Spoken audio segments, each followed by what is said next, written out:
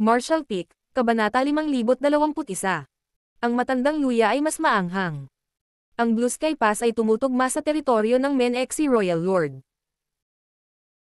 Matapos ang hindi mabilang na mga taon ng pakikipaglaban, ang mga masters ng dalawang angkan ay magkakilala sa isang lawak, kaya sa sandaling marinig ng Territory Lord ang boses na iyon, malalaman niyang si Chahu iyon. Sumagot si Chahu na walang bahid ng pagiging magalang. Ano ang tawag mo sa iyong lolo? Ang Territory Lord ay nagalit. Isang walang kwentang tao ang nangangahas na kumilos ng napakayabang. Sumagot si Chahu. Isang walang kabuluhang Black Ink Clansman ang walang kahihiyang magyabang. Ang Territory Lord ay nagalit.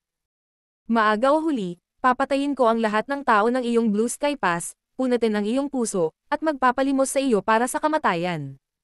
Ngumisi si Chahu. Para saan mo sinasabi ang lahat ng kalokohan na ito?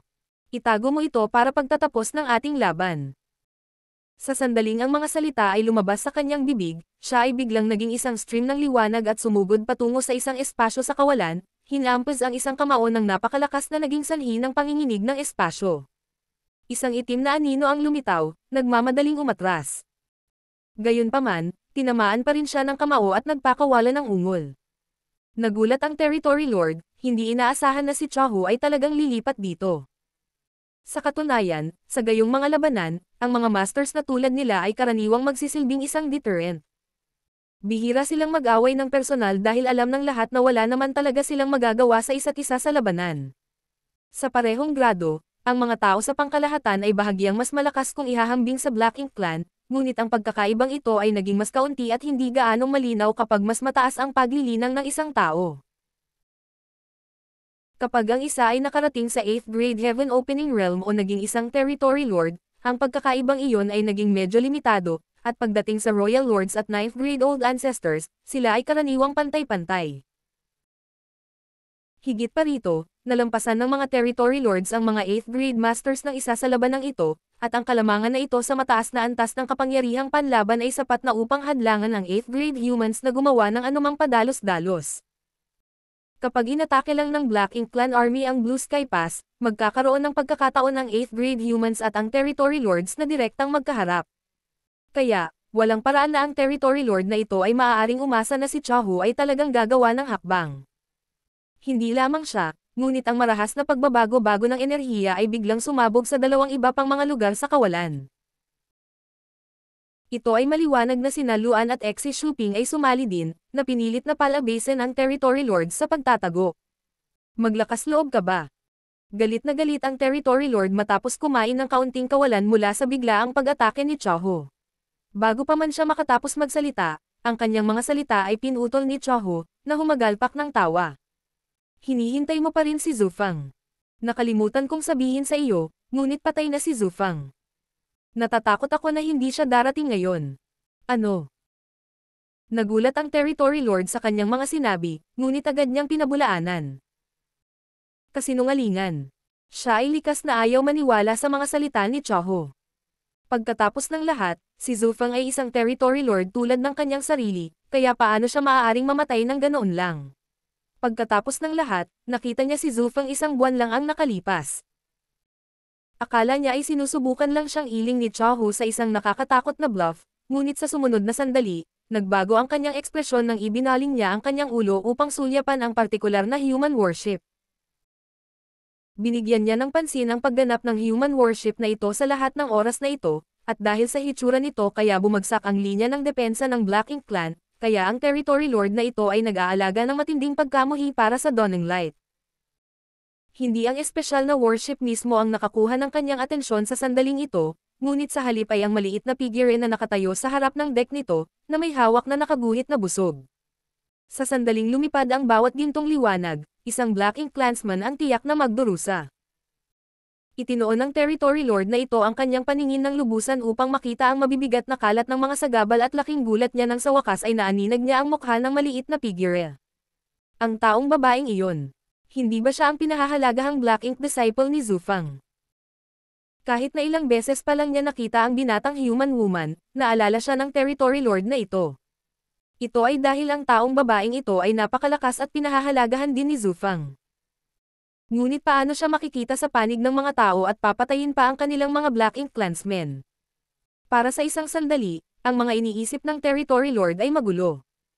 Hindi niya maisip kung paano bumalik ang Black Ink disciple na si Bai Yi sa yakap ng human race. Gayunpaman, dahil narito siya, saan napunta si Zhu Feng? Baka patay na talaga siya. Sa katunayan, hindi pa niya naramdaman ang aura ni Zhu Feng sa lahat ng ito. Naisip niya na si Zhu Feng ay nagtatago sa isang lugar, naghihintay ng pagkakataong mag-atake, ngunit hindi niya ito nakita kahit saan kahit hanggang sa sandaling ito, kaya't talagang nakatagpo siya ng isang mapaminsalang kapalaran. Ito ay nagparamdam sa kanya ng kaunting pagkabalisa. Habang siya ay ginulo, pinalo ni Chahu ang isang suntok sa kanyang balikat, na naging sanhi ng pagkatisod ng kanyang malaking katawan, na nagdulot ng matinding dagandong mula sa kanyang mga labi. Gayunpaman, bago pa niya mapatatag ang kanyang sarili, isang mamamatay tao ang nakakulong sa kanya, na naging sanhi ng pag-freeze ng Territory Lord. Nagmamadali siyang lumingon at laking gulat niya nang makitang may isang tao na biglang sumulpat sa kanyang likuran na nakataas ang dalawang daliri, na parang isang espada ang pumutol sa kanya. Ang kamakaway ng espada sa dulo ng kanyang mga daliri ay dumaan sa isang iglap. Nanginginig ng husto ang katawan ng Territory Lord, pagkatapos ay lumitaw ang isang malaking sugat sa kanyang balikat, napakalalim na ang mga organo ay malabong makitang namimilipit sa ilalim. Habang tumalsik ang tinte itim na dugo at black ink strength sa sugat, napaungol siya. Shu Bouliyang. Talagang nabigla siya at nagalit. Nagulat siya na si Shu Bouliyang ay talagang lilito dito, at galit na galit dahil nahuli siya nang hindi niya namalayan.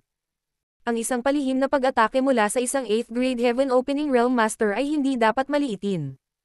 Nagtamo ng malubhang sugat ang Territory Lord, at ang Sword Chi ay nananatili pa rin sa paligid nito, na pinipigilan itong gumaling. Kasabay nito, ang parang silk na Sword Chi ay bumabaon sa kanyang katawan at nagdudulot ng pinsala sa lahat ng dako. Napilitan siyang i-circulate ang kanyang enerhiya upang sugpuin ang Sword Chi na nagdudulot ng kalituhan sa loob, na agad na binabawasan ang lakas na maaari niyang ilabas ng 20%. Ang pinaka-naguguluhan sa kanya ay kung paano lumitaw si Shu Bouliyang sa larangang ito ng digmaan. Ayon sa impormasyong natanggap ng Black Ink Clan, si Shu Bouliyang ay nakabantay sa forward base ng humans sa buong oras na ito at hindi umalis. Iyon din ang dahilan kung bakit may isa pang Territory Lord kaysa 8th grade human sa battlefront na ito. May orihinal na 4 na Black Ink Clan Territory Lords sa resource harvesting area na ito at 4 na 8th grade humans, isang pantay na bilang sa isa't isa. Gayunpaman, palaging pinapanatili ng humans ang isang 8th grade master sa kanilang forward base kung sakaling umatake ang Black Ink Clan's army. Kung may mangyayari sa pasulong na base, tiyak na magiging malaking kawalan ito para sa mga tao. Para sa kadahilan ng iyon, sa mga tuntunin ng mga nangungunang masters, ang Black Ink Clan ay nagkaroon ng isang kalamangan. Kahit na namatay si Zhu Feng, 3 pa rin ang laban sa 3, kaya walang dapat ikatakot ang Territory Lords. Kaya, hindi inasahan ng Territory Lord na ito na biglang lilito si Shu Bouliyang sa lugar na ito na parang multo at maglulunsad pa ng palihim na pag-atake sa kanya. Ito ay dahil sa hindi niya naisip ang posibilidad na ito ay hindi sinasadyang nataman siya. Hindi ba natakot ang mga tao na ang kanilang pasulong na base ay mapapawi ng Black Ink Clan? Gayunpaman, umalis si Shu Bouliyang sa sandaling matapos niya ang kanyang pag-atake nang walang anumang intensyon na habulin siya. Bahagya lang siyang tumango kay Chahu bago gumawa ng set ng hand seal. Hindi nagtagal, lumitaw ang isang liwanag sa ibaba ng mga paa ni Shu Bouliyang, at sa oras na nawala ang liwanag, wala na siya. Natural, ito ay ang Universe Transference Law na katatapos lamang niyang gumanap, na nagpapahintulot sa kanya na bumalik sa pasulong na base sa pamamagitan ng Universe Array ng Purifying Black Ink Battleship na nakadaong doon. Ang dahilan kung bakit hindi siya naiwan upang lumaban sa tabi ni Chahu ay dahil nag-aalala siya na may biglang mangyari sa forward base, kaya wala siyang pagpipilian kundi panatilihin ang kanyang lakas at magbantay doon. Ang palihim na pag-atake na labis na ikinasugat ng Territory Lord ay sapat na upang itakda ang landas para sa labanan, hindi na kailangang humingi ng higit pa. Kahit na maaari nilang patayin ang Territory Lord na ito kung nanatili si Shu Bouliyang at nakipagsanib puwersa kay Chahu, walang makakapaggarantiya na ang Territory Lord ay hindi magpapabagsak sa isa sa kanila kasama niya sa desperadong pagtatangka na lumaban. Sa malapit na dawning light, hinawakan ni Yang Kai ang kanyang Asher Dragon Spear at nagtatakang tumingin sa biglang pagbabago. Paano lumabas si Division Commander Shu mula sa dawning light? Walang ideya ang Territory Lord kung bakit biglang lilito si Shu Bouliyang sa larangang ito, ngunit nakita ni Yang Kai ang lahat ng malinaw. Ngayon lang, si Shu Liang ay talagang lumabas mula sa Dawning Light.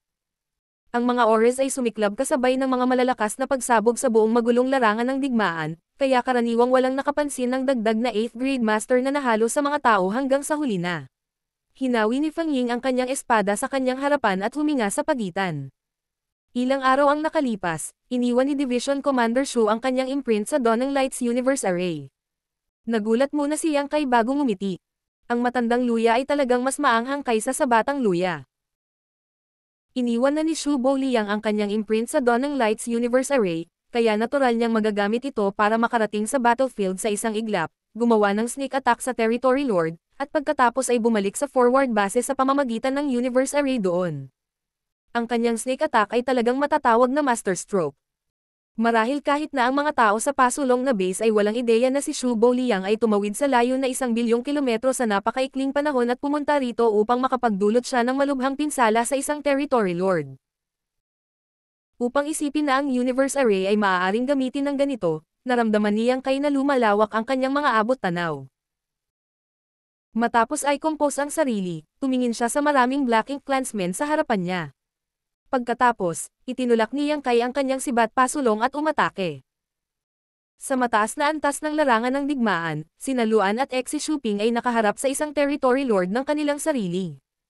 Ang pagkakaiba sa lakas sa pagitan nila ay hindi halata bagaman, kaya sila ay karaniwang pantay na naitugma sa sitwasyong ito.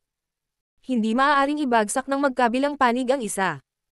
Gayunpaman, si Chahu ay nakaharap ngayon sa isang kaaway na ang lakas ay bumagsak, na nagpapahintulot sa kanya na makakuha ng isang makabuluhang kalamangan.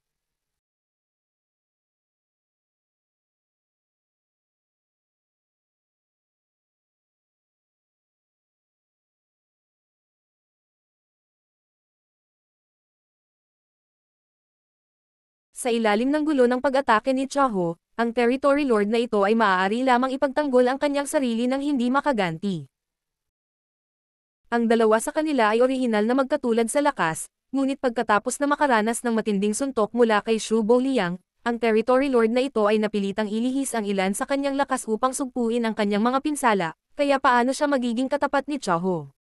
Bumuhos ang lahat ng uri ng secret techniques, ngunit nanatili siya sa mahirap na sitwasyon. Lalala lang ang mga bagay kung magpapatuloy ang laban. Kung muling magpapakita si Shu Liang, baka talagang mawala ang buhay niya rito. Matapos mapagtanto na hindi siya katugma sa tao na ito, agad na naisip ang tumakas ng Territory Lord na ito. Si Chahu ay natural na masasabi kung ano ang kanyang iniisip at inatake siya ng mas mabangis, na parang gusto niyang puksain ang kanyang pag-iral dito at ngayon. Galit na sumirit ang Territory Lord. Chahu, kung gusto mong mamatay, matutupad ko ang iyong hiling para sa iyo. Ngumisi si Chahu, may kakayahan ka ba? Mapanukso ang tono niya, pero baka sa mukha niya ang matinding pag-iingat. Ang huling desperadong paglaban ng isang Territory Lord ay hindi isang bagay na panangahas niyang maliitin. Ito rin ang dahilan kung bakit hindi nagpaiwan si Shu Liang upang makipaglaban sa kanya. Kahit na naglalaban sila ng 2 laban sa 1, maaaring kailanganin pa rin nilang magbayad ng masakit na presyo. Isa itong presyo na hindi kayang bayaran ng human race. Ang sinumang 8th grade master ay itinuturing na isang napakahalagang asset para sa mga tao, at ang pagkahulog ng kahit isa ay isang hindi mabata na sugat. Kaya, nang makatanggap siya ng balita na si Zhu Feng ay pinatay ni Yang Kai at isang dating Black Ink disciple na tinatawag na Bai Yi, halos hindi makapaniwala si Chahu. Gayunpaman, pagkatapos malaman ang mga detalye, napagtanto ni Chahu na sina Yang Kai at Bai Yi ay nagawa lamang na patayin si Zhu Feng dahil sila ay parehong abnormal na malakas at napakaswerte. Ang bahagi nito ay may kinalaman din sa pagmamaliit ni Zhu Feng sa kanila. Siyempre, ang pagiging miserable ni Zhu Feng mula sa kanyang matinding pinsala ay isa rin sa mga dahilan. Kaya, kahit na siya ay may ganap na kalamangan, si Chahu ay hindi nang ahas na itulak ng husto ang kanyang kaaway. Paminsan-minsan, bibigyan niya ang Territory Lord ng sinag ng pag-asa, isang ilusyon para isipin niyang kaya niyang ipagpatuloy ang laban. Marshall Peak, Kabanata 5022. Payagan mo akong tumulong. Para kay Chahu, kahit na hindi niya mapatay ang Territory Lord na ito, kailangan pa rin niyang pilitin siyang umatras sa kanyang Black Ink Nest para gumaling kahit 100 taon man lang. Lumipas ang oras habang patuloy ang labanan. Ang Black Ink Clan Army ay naruta. Ang Black Ink Clansmen na nagtitipon sa lugar na ito ay orihinal na may bilang na mga 20,000 malakas, ngunit ngayon, ang kanilang bilang ay nabawasan sa wala pang kalahati nito. Kahit na karamihan sa mga namatay ay ang low-grade at high-grade Black Ink Clansmen, at ang bilang ng mga nasawi sa mga feudal lords ay hindi ganoon kalaki, ang tagumpay ng humans ay hindi na maiiwasan. Ang higit na hindi nakayanan ng Black Ink Clan ay ang katotohanan na nagbayad sila ng napakalaking halaga para sa mga walang kinang na resulta. Hindi lamang sila nabigo sa pag-convert ng anumang bagong Black Ink disciples, ngunit nabigo din silang patayin ang marami sa mga human cultivator. Ang mga warship ay lubhang kapaki-pakinabang na kasangkapan sa gayong larangan ng digmaan. Lahat ng 5th grade at 6th grade humans ay nagtatago sa ilalim ng proteksyon ng kanilang mga warships, at ang tanging nagpakita na lumaban ay ang 7th grade masters. Nang hindi sinisira ang mga warship na iyon, imposible lamang para sa kanila na patayin ang sinuman sa mga tao. Gayunpaman, ang mga warship ay napakahusay na protektado. Paanong madaling sirain ang mga ito? Pagkaraan ng wala pang kalahating araw ng pakikipaglaban, nasira ng Black Ink Clan ang higit sa 30 human warships, ngunit sa tulong ng mga kalapit na squads, ang mga nawalan ng warships ay nagawa pa ring magpatuloy sa pakikipaglaban. Wala pang 100 tao ang bumagsak sa kabuuan, at nabigo silang pumatay kahit isang 7th grade human. Ito rin ang dahilan kung bakit labis na kinasusuklaman at pinagnanasaan ng Black Ink Clan ang human warships. Kung hindi dahil sa mga warship, ang Great Passes of the Humans ay matagal nang nasakop ng Black Ink Clan. Paano pa kaya nila nakipag-away sa Black Ink Clan sa lahat ng millennia na ito? Hindi dahil ayaw ng Black Ink Clan na pinuhin ang sarili nilang mga warship. Kung ang Black Ink Clan ay may sariling mga warship, kung gayon ang low-grade at high-grade Black Ink Clansmen ay makakapagbigay ng higit na lakas kaysa sa kasalukuyan. Ang Black Ink Clan ay walang pagod na nagtatrabaho sa layuning ito sa loob ng hindi mabilang na taon. Gayunpaman, ang mga tao ay palaging napakaingat sa mga bagay tungkol sa pagpipino ng mga warship. Ang lahat ng artifact refiner na kasangkot sa paglikha ng mga warship ay hindi kailanman pinahihintulutan sa larangan ng digmaan, at maingat din silang pinoprotektahan sa lahat ng oras. Kaya, ang Black Ink Clan ay malakas sa kalooban ngunit mahina sa lakas kahit na gusto nilang i-convert ang ilang artifact refining grandmasters sa Black Ink disciples. Hanggang ngayon, wala pa ring sariling warship ang Black Ink Clan. Nagawa nilang pinuhin ang ilang ordinaryong artifact ng flight type, ngunit ang mga iyon ay kapaki-pakinabang lamang para sa transportasyon at hindi para sa labanan. Ang Black Ink Clan's army ay natalo, at ang 3 territory lords ay wala rin sa napakagandang posisyon.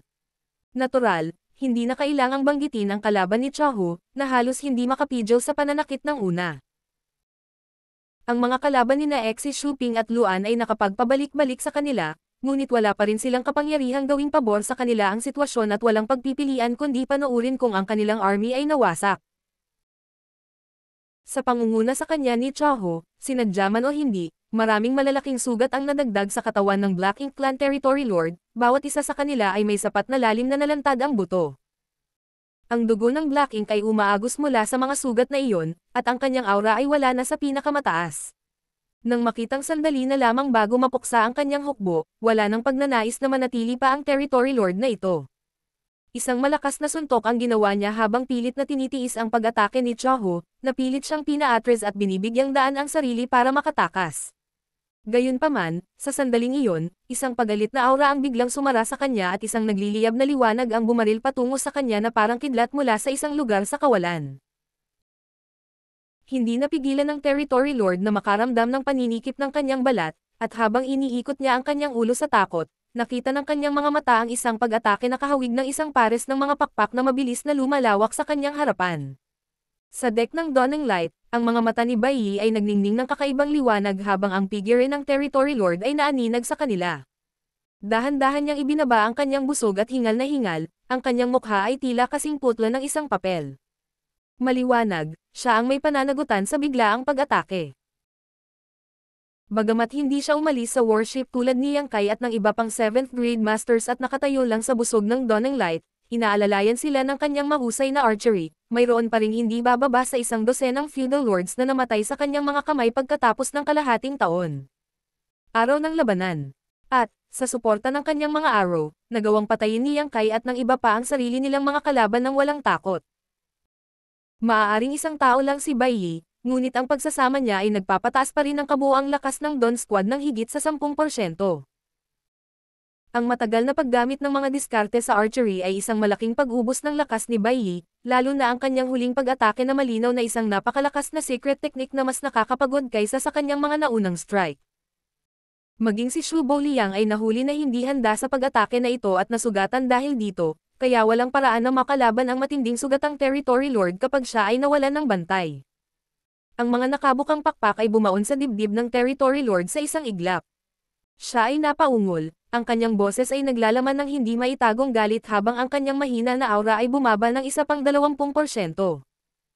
Sa sandaling ito, sa wakas ay naunawaan na niya kung bakit labis na pinahahalagahan ni Zufang ang Human Black Ink disciple na ito. Sa katunayan, ang babaeng ito ay may mga kakayahan na hindi katulad ng iba at sa gayon ay sulit na tingnan sa ibang liwanag.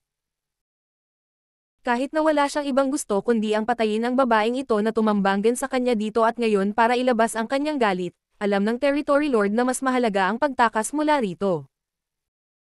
Kaya naman, matapos siyang matamaan, hindi siya bumagal at sa halip ay binilisan ang takbo habang mabilis siyang tumakas patungo sa likuran.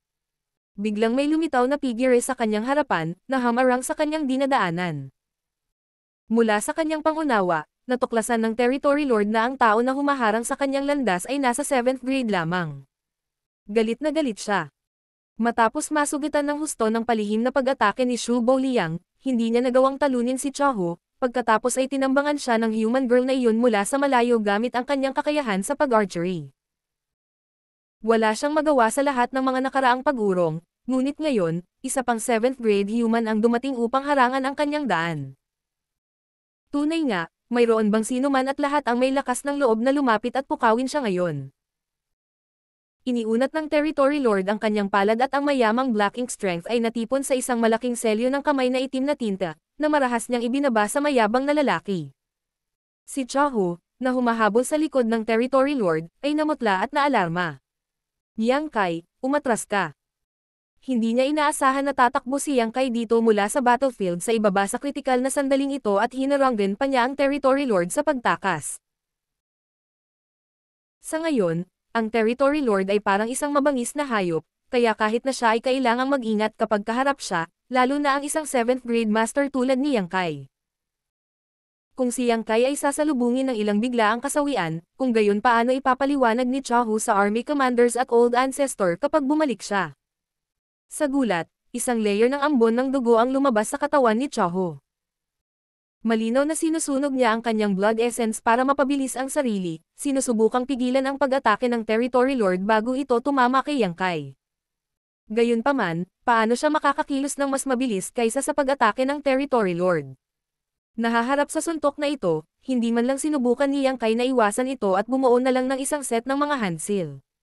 Sa seryosong ekspresyon, sumigaw siya. Division Commander Cha, hayaan mo akong tumulong.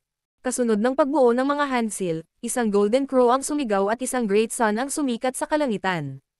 Sumunod ng malapit sa likod ng Great Sun, isang full moon ng rosas, na nagpapaligaw sa mundo sa nagyayelong liwanag ng buwan. Habang minamanipulan niya ang Space Principles ay nagsimulang umikot ang araw at buwan at kumalat ang Time Principles. Isang misteryosong enerhiya ang nagsama-sama habang ang araw at buwan ay mabilis na umiikot. Nang magsama ang araw at buwan, nag-transform sila sa isang uri ng kaleidoscope na diretsyong umiikot patungo sa paparating na Territory Lord. Sa sandaling iyon, maging ang Territory Lord o si Chaho sa likod niya, nararamdaman nila ang time and space na naaabala, at ang kanilang isip ay hindi maiwasang mag-freeze sa isang iglap. Kahit na saglit lang iyon, parehong mukhang nabigla ang Territory Lord at Chaho. Sa susunod na sandali, ang Sun and Moon Divine Will ay bumagsak sa katawan ng Territory Lord. Walang marahas na pagsabog ng enerhiya, ngunit sa halip, naramdaman ng Territory Lord na parang ngayon lang niya naranasan ang pagdaan ng milyon-milyong taon sa isang iglap. Ang kanyang aura ay mabilis na hamina at ang mga pinong bitek ay nagsimulang mabuo sa kanyang balat. Isang kakaibang kislap ang makikita sa ilalim ng mga bitek na iyon, na humahadlang sa paghilom ng kanyang mga sugat at nagiging sanhi din ng pag-agos ng kanyang dugo ng walang tigil. Kasabay nito, ang mabangis na pag-atake ng Territory Lord ay nakipag-ugnayan sa katawan ni Yang Kai. Ang tunog ng mga pagkabali ng buto ay maririnig ng sunod-sunod habang si Yang Kai ay ipinadala na parang arrow na binitawan mula sa isang mahigpit na busog, hindi napigilan ang sarili habang patuloy na umaagos ang dugo mula sa kanyang bibig. Wah! Ang Territory Lord ay naglabas din ng isang subo ng tinte itim na dugo habang ang kanyang aura ay lalong hamina. Si Chahu ay lumitaw na tulad ng isang multo sa itaas ng kanyang ulo at idiniin ang kanyang palad, sumisigaw sa malamig na boses. Mamatay! Ang Territory Lord ay mukhang takot na takot. Hindi man lang nag-abala na sugpuin ang kanyang mga sugat, ginamit niya ang lahat ng mayroon siya upang itaas ang kanyang kamay at naglunsad ng ganting atake. Ang mabangis na kapangyarihan ay nailabas na mula sa kamay ni Chahu, at ang ulo ng Territory Lord ay bumukas ng may malakas na putok. Ang rich black ink strength ay bumulwak sa kanyang leeg na may halong itim na tinte na dugo. Napaungol din si Chahu, bahagyang lumungkot ang mukha. Napatay niya ang Territory Lord, ngunit ang huling desperadong welga na ginawa bago ang kamatayan ng kanyang kalaban ay naging sanhi pa rin ng pagbagsak ng kanyang sigla at ang kanyang miniature universe ay nabalisa. Isang bakas ng black ink strength ang sumalakay sa kanyang miniature universe at patuloy na lumawak, na pinalusog ng mayamang world force. Kung ito ay sa nakaraan, ang ganitong sitwasyon ay magiging lubhang mahirap para sa isang 8th grade Heaven Opening Realm Master. Wala silang magagawa kundi isakripisyo ang bahagi ng kanilang miniature universe upang protektahan ang kanilang sarili. Kung hindi, sila ay nasa panganib na maging isang Black Ink disciple. Gayunpaman, ang ganoong bagay ay hindi na nila dapat katakutan ngayong mayroon na silang purifying light. Maaari lang silang maghintay hanggang matapos ang labanan bago ikalat ang Black Ink strength. Sa totoo lang, walang anumang intensyon si Chahu o si Shu Liang, na tumambanggan sa Territory Lord kanina, nakitili ng buhay ng huli nang makipaglaban sila sa kanya kanina. Kung hindi agad nakabalik si Shu Liang sa forward base sa sandaling dumaong ang kanyang palihim na pag-atake. Ito ay magiging ganap na posible para sa kanya na manatili sa likuran at makipagkapit kamay kay Chahu upang patayin ang kaaway. Iyon ay dahil alam nilang dalawa na kahit magsanib puwersa sila, maaaring wala silang pagkakataon na patayin ang Territory Lord na ito, at kahit na magtagumpay sila, hindi magiging maliit ang presyo na kailangan nilang bayaran. Ang kanilang pinakamahusay na pagpipilian ay upang harapin lamang ang isang mabigat na suntok sa kanya.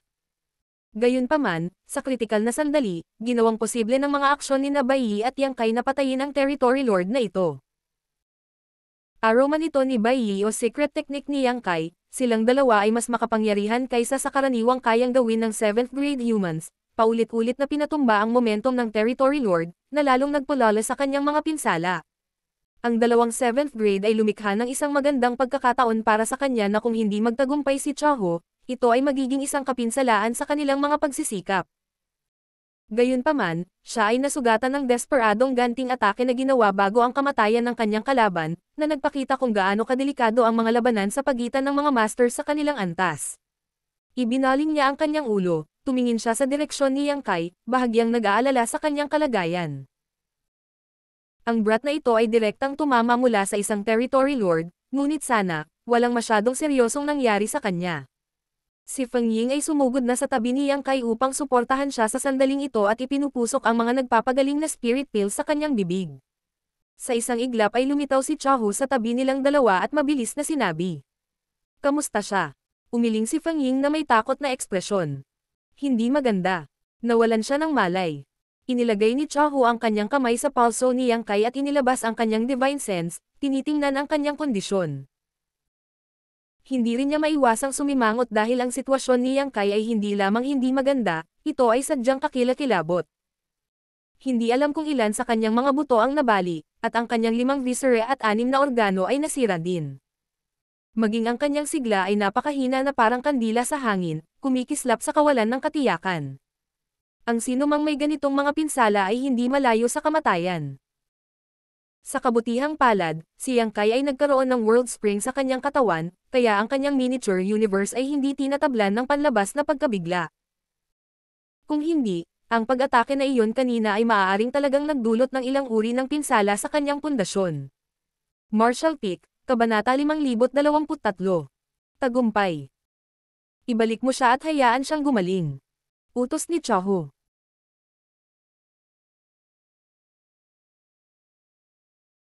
Sinunod ang kanyang utos, binuhat ni Feng Ying si Yang Kai at bumalik sa Dawn ng Light, inilagay siya sa isang tahimik na silid sa kabin ng barko. Sa kabilang panig, ang dalawang territory lords na nakikipaglaban kina Xi Shuping at Luan ay parehong nakita kung paano namatay ang kanilang kasama sa mga kamay ni Chahu at parehong nabigla. Paano sila maglalakas loob na magtagal dito? Pareho silang gumawa ng pagkukunwari at pagkatapos ay umatras. Malapit na sumunod sina Xi Shuping at Luan sa likuran nila. Sa kabila ng pag-alam na walang paraan na wala silang magagawa kung ang mga territory lords ay ganap na naglalayong tumakas, hinabol pa rin nila. Sa oras na matapos suriin ni Chahu ang kondisyon ni Yang Kai at gustong tumungo upang magbigay ng suporta para kina Xu Shuping at Luan, ang dalawang 8th grade masters at ang dalawang territory lords ay wala na kahit saan. Malamig na ngumuso si Chahu bago ibinaling ang kanyang tingin sa magulong larangan ng digmaan. Parang kidlat, dirdiretso siyang pumasok. Ang Black Ink Clan Army ay nasa bingit na ng pagkatalo at hindi na magtatagal kahit na walang intervention ni Chahu, ngunit ngayon na isang 8th grade division commander ang sumali sa labanan, paano pa sila makakaasa na mananatili? Malaking bilang ng Black Ink Clansmen ang napatay, ngunit ang kaunti sa kanila ay nagkalat nang makita nilang ang posibilidad ay laban sa kanila at nakatakas. Pagkatapos ng lahat, kahit na ang territory lords ay tumakbo. Ang pananatili sa likuran ay mga ngahulugan lamang ng kamatayan para sa kanila. Pinangunahan ni Chahu ang paghabol sa kaaway sa loob ng kalahating araw, pinatay ang ilan sa kanila bago bumalik. At kaya natapos ang labanan. Sa bawat warship, ang mga sundalo ng tao ay tumingin sa paligid sa mga naputol na mga paa at mga labi ng Black Ink Clansmen na nakakalat sa buong kawalan. Kahit na ang humans ay nagtamo ng maraming pinsala sa kanilang mga warship at natalo pa ang higit sa 100 Heaven Opening Realm Cultivator, ang kanilang mga casualty ay halos balewala kung ikukumpara sa mga pagkatalo ng Black Ink Clan.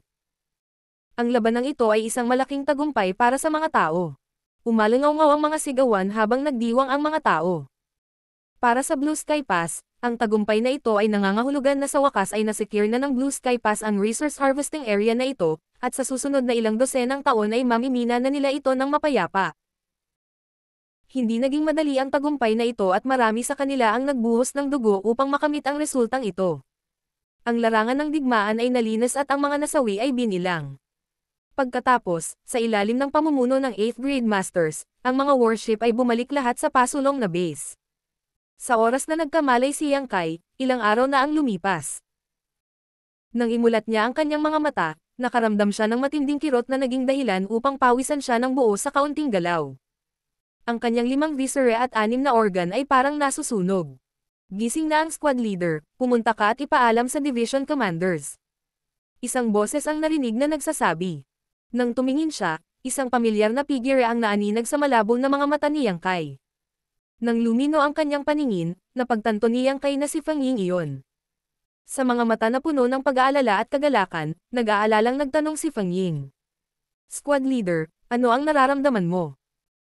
Mabilis na sinuri ni Yang Kai ang kanyang sariling kalagayan bago kumunat ang kanyang noo at tinanong niya.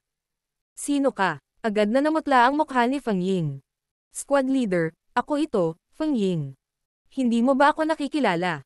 Tinitigan siya ni Yang Kai saglit na para bang nakatingin siya sa isang estranghero. Nagpapanik na talaga si Feng Ying ngayon. Bagamat nalilito siya kung ano ang gagawin, biglang ngumisi si Yang Kai. Nagbibiro ako, huwag mong masyadong seryosohin. Sa una ay natigilan si Feng Ying, ngunit pagkatapos ay tinitigan niya ito ng masama. Noon ay may nagbukas ng pinto at pumasok. Umalangaw-ngaw ang boses ni Chahu. Nagising na ba si Yang Boy? Halatang sumugod siya kaagad nang marinig niya ang balita. Nagpumigla si Yang Kai na bumangon, ngunit hinigit siya pabalik ni Chahu gamit ang kanyang kamay. Hindi gaanong magaan ang mga sugat mo kaya mas mabuting humiga ka. Anong pakiramdam mo? Ngumuso si Feng Ying bago sumagot sa hindi nasisiyahang tono. Magaling siya. Ang lakas pa niyang makipagbiruan sa akin. Naguguluhan, idiniin ni Chahu ang kanyang kamay sa palso ni Yang Kai at iniskan ang kanyang katawan. Pagkaraan ng ilang sandali, binawi niya ang kanyang kamay at medyo nagulat na sinabi. Tulad ng inaasahan sa isang taong may dragon vein. Ang iyong sigla ay kasing lakas ng inaasahan. Sa katunayan, ang sigla ni Yang Kai ay mahina, halos wala na, nang makatanggap siya ng matinding suntok mula sa Territory Lord na labis na nasugatan sa kanya na siya ay nawalan ng malay. Siya ay nasa isang estado na hindi malayo sa kamatayan. Kung may iba pang 7th grade master na magtamo ng ganitong mga pinsala, magkakaroon ng hindi bababa sa 70% na pagkakataon na hindi sila nakaligtas. Gayunpaman, pagkaraan lamang ng ilang araw, mas lumakas ang sigla ni Yang Kai at nagkamalay siya. Kahit mahina pa ang kanyang aura, wala nang banta sa kanyang buhay.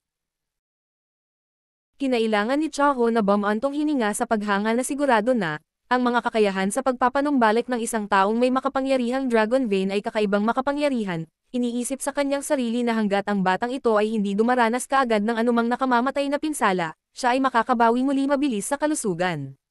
Division Commander Cha, kumusta ang laban? Nag-aalalang tanong ni Yang Kai, naputol ang kanyang memorya noong inaatake niya ang tumatakas na Territory Lord. Wala siyang ideya kung ano ang nangyari pagkatapos noon. Ipinaliwanag ni Chaho, ang Black Ink Clan ay mayroon lamang 4 na Territory Lord sa rehiyong ito. Si Zufang ay napatay ninyo at ni Bai Yi, at sa larangan ng digmaan ilang araw na ang nakalipas, pinatay ko ang isa pa sa tulong ninyo at ni Bai Yi, kaya 2 Territory Lord na lang ang natitira. Ano pa ang maaaring maging resulta? Tumakas silang lahat pagkatapos noon, at halos nalipol na natin ang lahat ng Black Ink Clansmen na natitira. Nanalo tayo. Nakahinga ng maluwag si Yang Kai. Ang sarap pakinggan. Kahit na inaasahan na niya ang resultang ito, nakakagaan pa rin ang loob na marinig ito sa sarili niyang mga tenga. Natahimik sandali si Chaho bago siya nagsabi. Yang Kai, alam kong tiwala ka sa iyong lakas, ngunit ang mga taong may tiwala sa sarili ay kadalasang nagiging palalo at nagkakamali. Maswerte ka sa pagkakataong ito, ngunit paano ang susunod? Sa ngayon, isa kang squad leader, at ang iyong mga pagpipilian ay higit na nakakaapekto sa iyong sariling kaligtasan. Kadalasan, makikita mo na ang buhay ng iyong buong squad ay nasa linya din, kaya tandaan na maging mas maingat sa hinaharap. Isa sa puso ko iyon. Tinanggap ni Yang Kai ang kanyang pagpuna ng may bukas na isip. Walang pakialam si Chaho kung tinanggap ba talaga ni Yang Kai o hindi ang kanyang sinabi, tinapik lang niya ang kanyang balikat. Magpahinga ka ng mabuti. Nakuha na namin ang lugar ng pag-aani ng mapagkukunan sa ilalim ng aming kontrol kaya wala ng mga malalaking laban sa susunod na ilang dekada. Palakasin mo ang iyong lakas sa lalong madaling panahon upang mas mapatay mo pa ang Black Ink Clan sa hinaharap. Oo. Pagkaalis ni Chaho, isang malaking grupo ng mga tao ang nagsisiksikan mula sa labas, lahat sila ay may ngiti sa mga labi, natural na mga miyembro iyon ng Dawn Squad. Sinulyapan sila ni Yang Kai at natuklasan na bukod sa kanya, mayroong 35 katao, hindi hihigit at hindi bababa, na iniimpake ang medyo maliit na silid hanggang sa labi, at saka lang siya nakaramdam ng ginhawa. Noong nakaraang labanan sa Black Ink Clan, nasaksihan niya ang mga barko ng ilang squad na nagkawatak-watek. At, kapag ang isa ay wala ng kanlungan ng kanilang warship, ang mga nasa ilalim ng high-grade Heaven Opening Realm ay mahihirapang mabuhay sa gayong magulong santukan. Ang 6th Grade Masters ay bahagyang mas mabuti, ngunit kung ang 5th Grade Masters ay hindi kaagad nakatanggap ng tulong ng mga kalapit na squad, halos hindi sila makakapigil ng 100 hininga bago mamatay. Iba syempre ang Dawning Light Battleship. Ang Dawning Light ay mas malakas at matibay kaysa sa karaniwan, kaya walang panganib na masira ito sa isang labanang tulad nito. Kaya, lahat ng miyembro ng squad ay mabuti at maayos pa rin. Gayunpaman, hindi maiiwasang magdusa pa rin sila ng ilang maliliit na pinsala, lalo na si Shen Ao at ang iba pang 7th Grade Masters na lumabas upang labanan ang Black Ink Clan, na lahat ay nasa iba't ibang estado ng pinsala. Naging instrumento ang Dawn Squad sa nakaraang laban, lalo na noong pinatay ang Territory Lord sa dulo. Ang dalawang strike ni Bai Yi at Yang Kai ang nagbigay daan kay Chaho na may hatid ang nakamamatay na suntok. Ang iba pang mga squad ay lahat ay naiinggit sa gayong tagumpay, ngunit hindi nila ito nagawang tularan. Pagkatapos ng lahat, hindi lahat ng 7th Grade Master ay may parehong kakayahan tulad ng dalawang iyon. Nang makita ang nag-aalalang mga mata ng lahat, tiniyak ni Yang Kai sa kanila. Okay lang ako, kailangan ko lang magpahinga ng ilang oras. Lahat ay dapat pumunta at magpagaling din. Pagkatapos ay naghiwa-hiwalay ang mga tao, naiwan lamang si Fang Ying. Tumingin sa kanya si Yang Kai at nagtanong. May ngiti sa labi ni Senior Sister. May nangyari bang maganda? Hindi napigilan ni Fang Ying na matawa. Masasabi mo ba, kaya may maganda ba? Natigilan si Yang Kai. Tumango si Fang Ying. Napakalaki ng kontribusyon ng Dawn Squad sa huling laban, kaya nagpa siya ang mga Division Commander na igawad sa atin ang isa sa pinakamayaman sa mapagkukunan ng mga punto ng pag-aani para malaya naming mamimina. Makakapunta na tayo doon kapag natapos na tayong magpagaling. Naintindihan ni Yang Kai. Kaya ganyan talaga. Ang huling labanan ay ipinaglaban para sa kontrol sa isang lugar ng pag-aani ng mapagkukunan, at dahil nanalo ang humans, natural na pagmamay-ari ng humans ang kahabaan ng teritoryong ito. Ngayong tapos na ang labanan, ang tanging magagawa na lang ay ang pagmina ng mga mapagkukunan, kaya natural na kailangan nilang tukuyin kung aling squad ang magmimina kung saang lugar. Hindi sila basta-basta maaaring gumala at mangagaw ng mga mapagkukunan sa isa't isa. Sa ganitong paraan, ang mga resources na na-harvest ng Dawn Squad ay maaari ding ibigay sa Blue Sky Pass para ipalit sa military merit. Ang mga division commander ay maalalahanin. Sabi ni Yang Kai. Magpahinga ka muna, squad leader. Aalis tayo kapag naka-recover ka na. Walang pagtutol si Yang Kai. Pagkalipas ng 10 araw, halos gumaling na si Yang Kai, at ang iba pang miyembro ng squad ay tapos na rin sa pagpapagaling sa kanilang sarili. Pinuntahan muna ni Yang Kai si Shu Bouliyang na nakabantay sa forward base para magulat bago ihatid ang Dawn Squad patungo sa lugar na nakalaan sa kanila. Ang lugar na inilaan sa Dawn Squad ay halos 3 araw ang layo mula sa forward base. Kahit na ito ay medyo malayo, ito ay mayaman sa mga mapagkukunan. Hanggat nakatutok sila sa pagmimina, tiyak na makakaipon sila ng malaking batch ng mga materyales sa susunod na ilang dosenang taon. Siyempre patuloy pa rin ang patrol, dahil kahit natalo ang Black Ink Clan sa huling labanan, walang kasiguraduhan na walang mga isda na nakalusot sa mga lambat na darating para manggulo. Sa kabutihang palad, ang kanilang paglalakbay ay walang kaganapan. Matapos magdusa ng napakalaking pagkatalo, tila ang Black Ink Clan ay talagang ganap na nakaalis sa lugar na ito ng pag-aani ng mapagkukunan. Pagkalipas ng 2 araw, tiningnan ni Yang Kai ang kanilang lokasyon sa universe chart sa kanyang kamay habang nakatayo sa deck. Tinitiyak na ito nga ang lugar na inilaan sa Dawn Squad bago utusan ang Dawning Light na huminto. Nakatayo sa kubyerta, tumangala siya at nakita ang ilang dosenang lupain na may iba't ibang laki sa kawalan, bawat isa sa kanila ay may sariling universe world. Kung ang mga universe world na ito ay nasa 3,000 worlds, ito ay tiyak na isang mataong lugar. Gayunpaman, ito ang Black Ink Battlefield, at ang Black Ink Clan ang kumain ng World Force bilang kanilang pagkain. Ang World Force ng Universe Worlds ay pinatuyo na ng Black Ink Clan, at iyon ang dahilan kung bakit ang lahat ng Universe World na ito ay nagugulo ng walang anumang sigla na makikita. Kahit na walang mga nabubuhay na nilalang dito, at kahit anong World Force ay wala din, ang iba't ibang mga mapagkukunang isinilang sa mga Universe World na ito ay napanatili pagkatapos ng kanilang kamatayan. Ang kailangang gawin ng mga human cultivator ay kunin ang mga mapagkukunang ito mula sa mga patay na Universe World. Pero hindi lang ang humans ang gumagawa nito, kundi pati na rin ang Black Ink Clan noong inookupahan nila ang resource harvesting areas. Kinailangan nila ang mga mapagkukunan upang magbigay ng enerhiya para sa Black Ink Nests upang magparami ng mas maraming clansmen at makagawa ng higit pang Black Ink Strength. Ito ay isang masaganang lugar, tulad ng inaasahan. Napasigaw si Yang Kai sa pagkamangha habang nakatingin sa eksena sa unahan. Ilang dosenang universe world ang nakaupo sa harap niya, at ang mga mapagkukunang nilalaman nito ay natural na hindi kakaunti. Marshall Peak, Kabanata 5024. Meron akong ideya. Ngayon, ang dapat gawin ng mga mula sa Dawn Squad ay kunin ang mga mapagkukunang naiwan sa mga universe world na ito. Ito ay isang mahirap na proseso dahil mayroon lamang mga 30 sa kanila habang mayroong ilang dosenang universe world sa lugar na ito. Hindi nila ganap na makukuha ang mga mapagkukunan sa loob lamang ng ilang dekada. Ang pagmimina ng lahat ng gamit dito ay aabot ng ilang daang taon. Hindi nila magagawang paikliin ang oras na kailangan maliban kung ang Blue Sky Pass ay maaaring magpadala ng mas maraming tao upang tumulong. Gayunpaman, ang Blue Sky Pass ay napakahalaga, kaya ang karamihan ng mga tao ay kailangang pamwesto doon upang maiwasan ang pag-atake ng Black Ink Clan. Hindi posible para sa kanila na magpadala ng maraming tao upang tumulong sa pagkuha ng mga mapagkukunan. Naabot na nila ang limitasyon sa pamamagitan ng pagpapakilos ng isang army sa 4 na lugar ng pag-aani ng mapagkukunan. Squad Leader, kahit na pinalayas na namin ang Black Ink Clan sa lugar na ito, hindi namin magagarantiya na ang ilan sa kanila ay hindi na babalik para guluhin tayo. Sa tingin ko, mas mabuting magsama-sama tayo kaysa magkalat kung saan-saan.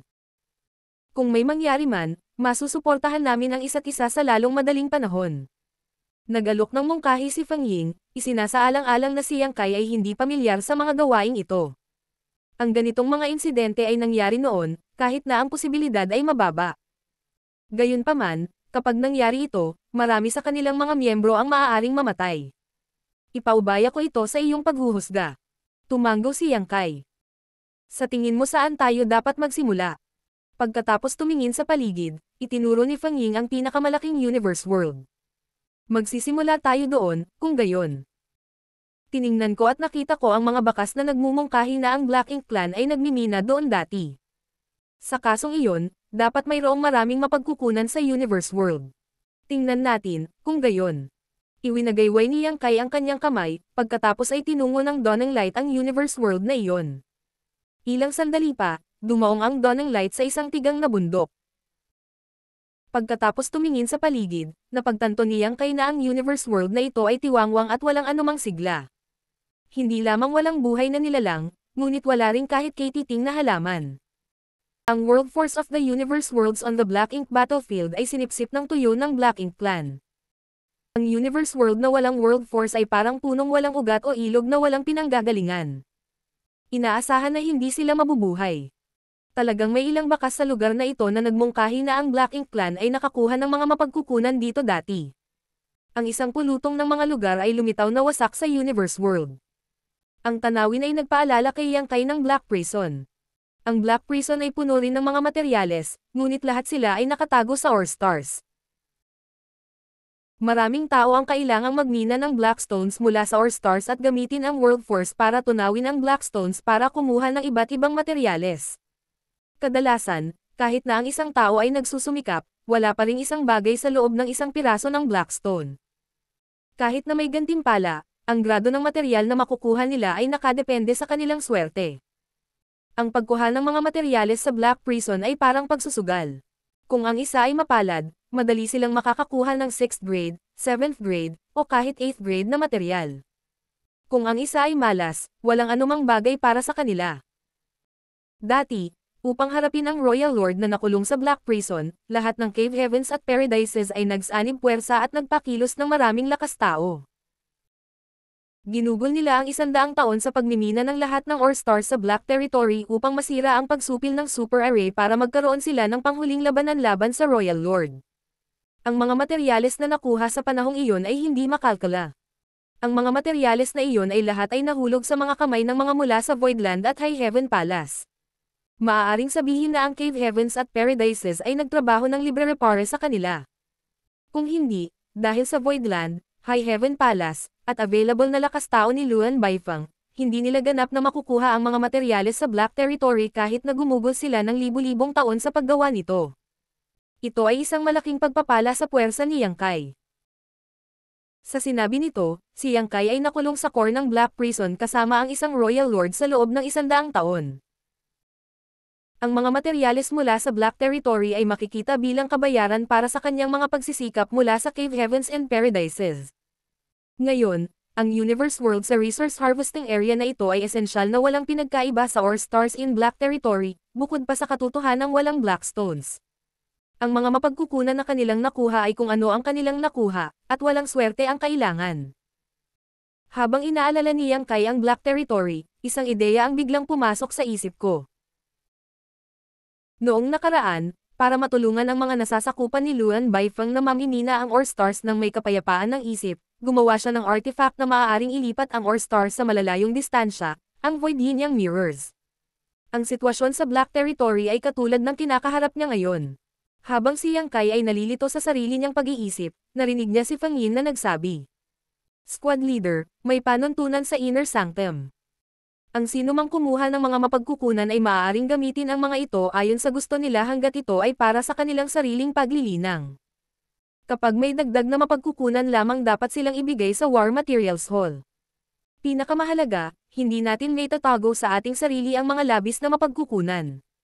Mas maraming miyembro sa Dawn Squad kaysa sa ibang squads, kaya sa palagay ko ay maaari nating kunin ang mga mapagkukunan sa maliliit na grupo. Habang ang ilang mga tao ay nagmimina ng mga mapagkukunan, ang iba ay maaaring magbantay. Si Yang Kai ay wala sa isip habang siya ay sumagot. Ikaw na ang magayos. May kailangan akong tingnan. Nang matapos ang kanyang mga salita, bumaril siya sa langit. Kung magagawa ang kanyang ideya, hindi na nila kailangang manatili dito at kumuha ng mga mapagkukunan. Kailangan lang niyang ilipat ang mga universe world na ito sa isang lugar malapit sa Blue Sky Pass, at ang mga mapagkukunan ay maaaring ganap na makuha sa anumang oras. Pagkatapos ng lahat, mayroong higit sa 20,000 mga tao sa Blue Sky Pass, kaya natural na mas mahusay na makuha silang minahan ng mga universe world na ito kaysa sa mga miyembro lamang ng Dawn Squad. Nagulat ang lahat ng miyembro dahil wala silang ideya kung saan pupunta si Yang Kai. Bamulong pa si Shen Ao. Napakahiwaga ng squad leader. Ano naman ang gagawin niya ngayon? Umiling si Feng Ying. Wala akong ideya, maaaring maging pabaya ang squad leader kung minsan. Huwag mo siyang pansinin sa ngayon. Pagkatapos niyang magsalita, hinati niya ang higit sa 35 katao na natitira sa 6 na grupo, bawat isa sa kanila ay pinamumunuan ng isang 7th grade master. Salaitan sila sa pagbabantay upang maiwasan ang Black Ink Clan na maglunsad ng palihim na pag-atake sa kanila. Sa pagpapatrolya ng isa sa mga grupo, ang iba ay maaaring kumuha ng mga mapagkukunan ng may kapayapaan ng isip. Ilang dekada sila sa lugar na ito, kaya't ang mga nagbabantay ay maaari ding linangin at palakasin ang kanilang sarili upang walang oras na masayang. Matapos gawin ni Feng Ying ang pag-aayos, lahat sila ay nagtrabaho. Siya, sa kabilang banda, ay hinanap si Yang Kai upang malaman kung ano ang kanyang ginagawa. Samantala, nakarating na si Yang Kai sa malapit na universe world. Siya ay nagkaroon ng ilang karanasan sa paglipat ng Ore Stars sa Black Prison, kaya medyo bihasa siya dito. Gayunpaman, hindi siya sigurado kung maaaring ipadala ng Void Yin Yang Mirrors ang isa sa mga universe world na ito sa Blue Sky Pass, na napakalayo mula sa lugar na ito. Anuman, kailangan niyang subukan ito. Ang Void Yin Yang Mirrors ay binubuo ng kabuoang 16 na artifact. Maaari silang hatiin sa Yin at Yang set na may 8 artifact sa bawat isa. Personal na pinino ni Yang Kai ang prototype para sa mga artifact na ito, at pagkatapos noon, tinulungan siya ni Grandmaster Ma Fan ng Great Evolution Paradise na pagandahin ang mga ito para maging mas matatag at mas malakas ang mga ito. Habang iniskan niya ang paligid, napansin ni Yang Kai ang isang sinag ng liwanag na papalapit sa kanya mula sa malayo. Nang lumingon siya, nakita niyang paparating na si Feng Ying. Pagkarating ni Feng Ying, nagtanong siya ng may pagtataka. Anong ginagawa mo dito? Sumagot si Yang Kai. Mayroon akong ideya. Dumating ka sa tamang oras. Manatili ka rito sandali. Tumanggo si Feng Ying. Noon ay nakakuha si Yang Kai ng 8 artifact ng Void Yang Mirrors at sinimulan itong iset up. Makalipas ang 2 oras, natapos na siya sa pag-aayos ng mga artifact. Lalong naging solemn na ang ekspresyon ni Feng Ying habang pinagmamasdan niya ang mga kilos nito. Bagamat wala siyang ideya kung ano ang ginagawa ni Yang Kai, ang 8 artifact na ikinalat niya sa universe world ay tila lumikha ng isang uri ng spatial lock sa paligid nito. Maliwanag na may malaking mangyayari. Sa susunod na sandali, si Yang Kai ay biglang lumitaw sa kanyang harapan. Tumayo ka lang dito at subaybayan ang sitwasyon. Kailangan kong bumalik sa Inner Sanctum. Ha? Nagulat si Feng Ying. Bakit ka babalik sa Inner Sanctum? Para sa magandang bagay. Pinipigilan siya ni Yang Kai sa pag-aalinlangan. Kung gagana ito, hindi na natin kailangang manatili dito para kumuha ng mga mapagkukunan. Pagkatapos niyang magsalita, nagsagawa siya ng hand seal at inactivate ang Universe Transference Law. Nang handa na si Feng Ying na magtanong pa, ang array ay lumitaw na sa ilalim ni Yang Kai. Nilamon siya ng nakakasilaw na liwanag, at nang mawala ang liwanag, wala na siya saan man. Hindi napigilan ni Feng Ying ang iling ang kanyang ulo dahil wala siyang ideya kung ano ang ginagawa ni Yang Kai. Ito ang pinakamagandang pagkakataon na magmina ng mga mapagkukunan, at anumang nasayang na oras ay magreresulta sa mas kaunting mga mapagkukunan para sa kanila. Gayunpaman, alam niyang hindi kikilos si Yang Kai nang walang dahilan, kaya nagpasya siyang maghintay ng matyaga. Gayunpaman, hindi niya naintindihan kung bakit sinabi niyang hindi nila kailangang magmina ng mga mapagkukunan kung magtagumpay siya. Kung wala silang ginawa, lulutang na lang ba ang mga resources sa kanilang mga bulsa?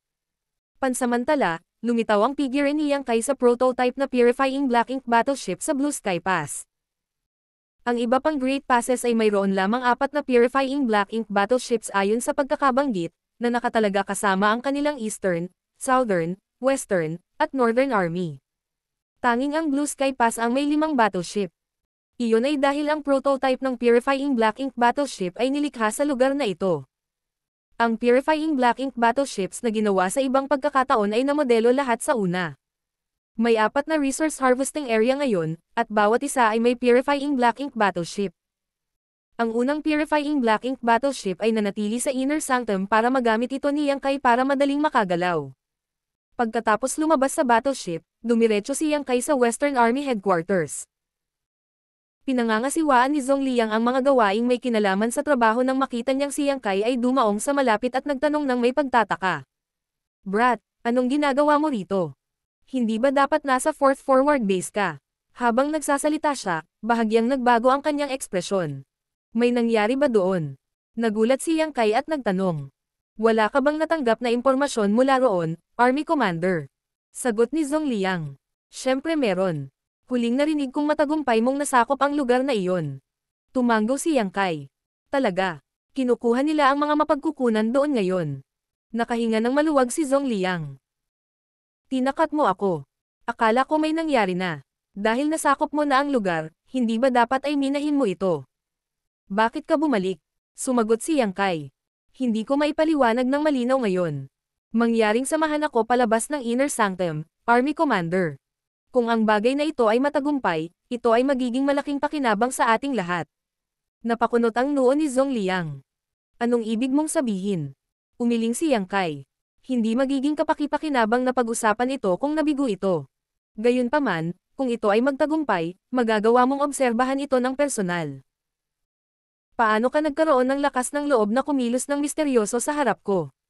Ngumuso si Zhong Liang at tumayo mula sa upuan. Sige. Sasamahan kita."